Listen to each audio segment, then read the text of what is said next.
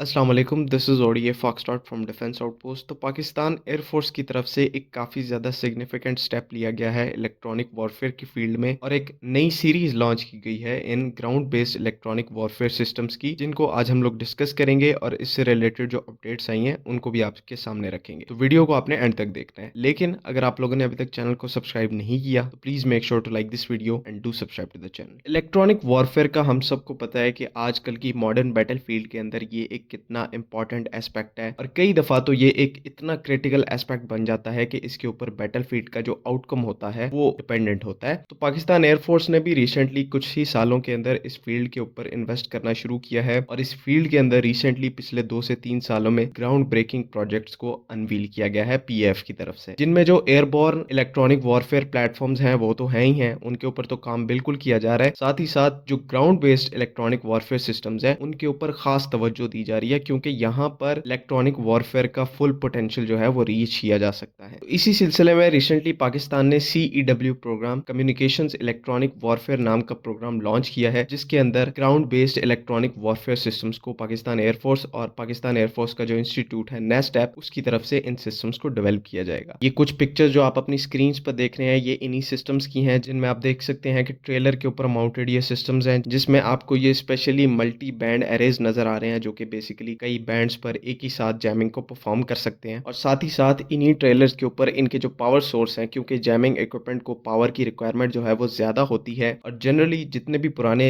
Jamming systems हैं उनको power source अलहदा से कैरी करना पड़ता है, जो कि उनकी ऑपरेशनल फ्लेक्सिबिलिटी को बहुत ज्यादा इफेक्ट करता है। लेकिन अब ये जो नए सीरीज ऑफ सिस्टम्स हैं इनके अंदर जो पावर सोर्स है ये इनके ऊपर माउंटेड होता है, कोई भी अलहदा से व्हीकल की जरूरत नहीं होती, जिसका जो इफेक्ट है वो ये पड़ता है कि आपका एक तो सिग्नेचर कम होता है, दूसरा जो ऑपरेशनल फ्लेक्सिबिलिटी है वो काफी ज्यादा इंक्रीज होती है। तो पीएएफ के जितने भी नए इलेक्ट्रॉनिक वॉरफेयर सिस्टम्स हैं उनके ऊपर जो पावर यूनिट है वो जैमर अरे के साथ ही फिटेड होता है। इन सिस्टम्स की जो एग्जैक्ट स्पेसिफिकेशंस है कि किस रेंज तक ये जैमिंग को परफॉर्म कर सकते हैं या किस तरह की कैपेबिलिटीज को ये अचीव कर सकते हैं, ये चीज तो बिल्कुल अननोन है, क्योंकि ये सिस्टम जो है वो हाईली क्लासिफाइड है और काफी ज्यादा क्रिटिकल एसेट्स के तौर पर गिने जाते हैं। तो इनसे रिलेटेड जो एग्जैक्ट इन्फॉर्मेशन है वो ना तो अभी बाहर आई है, ना ही फ्यूचर में इसके बाहर आने के चांसेस हैं। लेकिन यहाँ पर जो डिफरेंट एक्सपर्ट्स हैं वो इस चीज को बिलीव करते हैं कि ये एक मिड रेंज के जैमर्स हैं, जो कि 100 से 150 किलोमीटर के दायरे में अपनी जैमिंग को इफेक्टिवली परफॉर्म कर सकते हैं। अब मिड रेंज के जैमर्स हैं तो इनकी जो डिप्लॉयमेंट है वो रिलेटिवली बॉर्डर एरियाज के करीब होगी, लाइन ऑफ कंट्रोल हो गया या वर्किंग बाउंड्री के करीब हो गया, तो इंटरनेशनल बॉर्डर्स के करीब पाकिस्तान एयरफोर्स इन सिस्टम्स को डिप्लॉय करेगी, क्योंकि मिड रेंज के इलेक्ट्रॉनिक वॉरफेयर सिस्टम्स है। और इनका जो टास्क है वो भी यही होगा कि आने वाले इनकमिंग हॉस्टाइल थ्रेट को इन्होंने जैम करना होगा, ताकि जो एयर स्पेस वायलेशन के चांसेस हैं उनको कम किया जा सके और इनको इंट्रूड होने से पहले ही कुछ हद तक नुकसान पहुंचाया जा सके, इनके मवासलाती निजाम को अफेक्ट किया जा सके या फिर इनको वापस मुड़ने पर मजबूर कर दिया जाए। बाकी ये जो पाकिस्तान एयरफोर्स के बनाए हुए इलेक्ट्रॉनिक वॉरफेयर सिस्टम्स हैं जिनकी हम लोग बात कर रहे हैं, ये एक्चुअली एक काफी ज्यादा इंटरेस्टिंग चीज के अंदर स्पेशलाइज्ड है और इस चीज का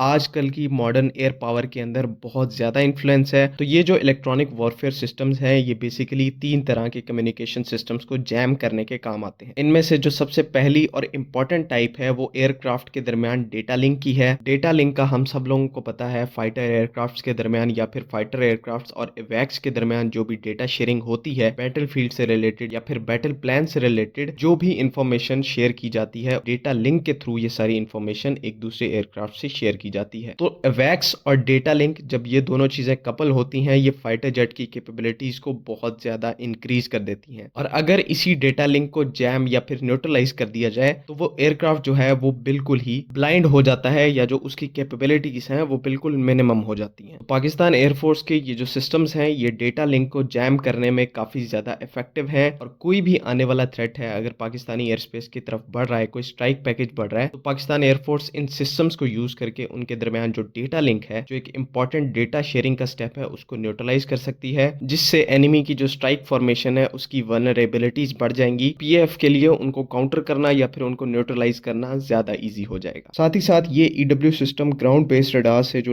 डेटा लिंक एस्टेब्लिश होता है एयरबोर्न प्लेटफॉर्म के साथ, उनको भी डिसेबल कर सकता है और ये जीपीएस और दूसरे सैटेलाइट गाइडेंस सिस्टम्स को भी डिसेबल कर सकता है, जिससे जो एनिमी के क्रूज मिसाइल्स हैं, ड्रोन्स हैं या फिर स्टैंड ऑफ वेपन्स हैं जो कि सैटेलाइट गाइडेंस को यूज करके टारगेट को हिट करते हैं, उन पर भी इफेक्ट होगा और वो अपने इंटेंडेड टारगेट्स के ऊपर सही तरह से स्ट्राइक नहीं कर पाएँगे और उनकी जो एक्यूरेसी होगी वो बहुत ज़्यादा डिस्टर्ब होगी। तो ये भी एक काफ़ी ज़्यादा इम्पोर्टेंट कैपेबिलिटी है जो कि पाकिस्तान एयर फ़ोर्स ने इलेक्ट्रॉनिक वॉरफेयर सिस्टम्स के साथ अचीव की है। ओवरऑल ये जो तमाम इलेक्ट्रॉनिक वॉरफेयर सिस्टम्स हैं, ये एयर डिफेंस सिस्टम्स के साथ-साथ एक और एडेड लेयर प्रोटेक्शन है पाकिस्तान की एयर स्पेस के लिए, और कोई भी हॉस्टाइल एक्टिविटी अगर उसकी कोशिश की जाती है, तो ये systems along with hard kill air defence systems इस चीज़ को सक्सेसफुली रिपेल करने में काफ़ी ज़्यादा हेल्प आउट करेंगे। उम्मीद है कि आप लोगों को सारी बातें जो हैं वो समझ में आ गई हैं, लेकिन अगर इससे रिलेटेड कोई भी कन्फ्यूजन है तो काइंडली कमेंट्स में ज़रूर पूछें। बाकी अगली वीडियो तक के लिए अल्लाह हाफ़िज़। पाकिस्तान ज़िंदाबाद।